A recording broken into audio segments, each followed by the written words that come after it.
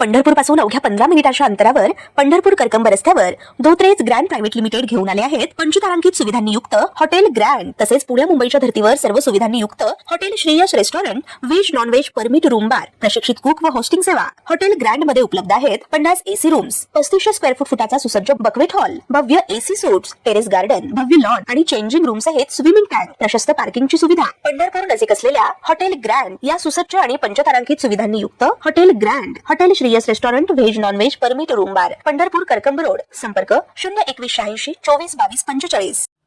राष्ट्रवादी काँग्रेस शरदचंद्र पवार पक्षाच्या बारामतीच्या खासदार सुप्रिया सुळे यांनी मोठी घोषणा केली आहे।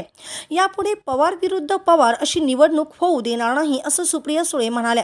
महाराष्ट्रात 2024 मध्ये पार पडलेल्या लोकसभा आणि विधानसभा निवडणुकीत पवार कुटुंबातीलच 2 सदस्य एकमेकांच्या विरोधात लढले होते। लोकसभेची निवडणूक जास्त चुरशीची ठरली होती, पण आता यापुढे पवार विरुद्ध पवार ही निवडणूक होऊ देणार नसल्याचं वक्तव्य सुप्रिया सुळे यांनी केलं आहे। यावेळी त्यांनी दिवंगत उपमुख्यमंत्री अजित पवार यांच्या आठवणींना देखील उजाळा दिला। अजित पवार यांच्याशिवाय गेले 3 महिने कसे गेले याविषयी देखील त्यांनी भाष्य केलं। कुठल्याही कुटुंबाचा कर्ता पुरुष व्यक्ती जेव्हा अचानकपणे जाते, ज्या भावना प्रत्येक घरात असतात ते अर्थातच आमच्या घरात आहे। एक फरक जाणवतो, आपण बाहेर जाऊन त्या भावना दाखवत नाहीत।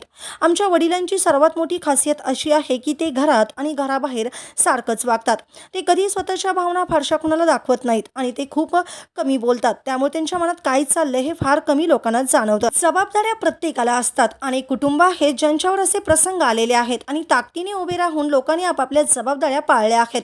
त्यामुळे नवीन कौतुक असं नाही, हा अडचणीचा संघर्षाचा काळ सगळ्यांसाठी आहे। आता हमारी बारी आहे असं सुप्रिया सुळे म्हणाल्या। विलिनीकरणाचा विषय हा अजितदादांच्या मनात होता। आता अजितदादा नाही राहिले तर विषयही राहिला कुठे? आता या चर्चेला पूर्णविराम मिळाला आहे। अजितदादा माझा मोठा भाऊ आणि माझा नेता देखील होता। अजितदादांना नेता आणि भाऊ हा सन्मान कालही दिला आणि उद्याही देणार आहे। दादा गेल्यानंतर खूप गोष्टी बदलल्या आहेत, त्यामुळे दादासोबतचे ते गोड नातं संपलेलं आहे। त्यामुळे प्रत्येक जणांनी आपल्या संघटनेत काय करायचं हा प्रत्येकाला सशक्त लोकशाहीत अधिकार आहे। प्रत्येकाने आपापलं काम करावं एवढीच अपेक्षा आहे असं सुप्रिया सुळे म्हणाल्या। हे मी अधिकृतपणे तुम्हाला सांगू इच्छिते आणि रेकॉर्डही करून ठेवा, मी कधीही पवार विरुद्ध पवार अशी निवडणूक होऊ देणार नाही। यावेळेस मी होऊ देणार नव्हते, पण आता अजितदादांना आहेत, त्यामुळे या गोष्टी सांगणं मला गरजेचं वाटत नाही। जे झालं ते झालं। इथून पुढे सुप्रिया सुळे कुठल्याही पवाराच्या विरोधात लढणार नाहीत। वेळ पडली तर दुसरा निर्णय घेईन, पण हे मी परत होऊ देणार नाही असं सुप्रिया सुळे म्हणाल्या आहेत।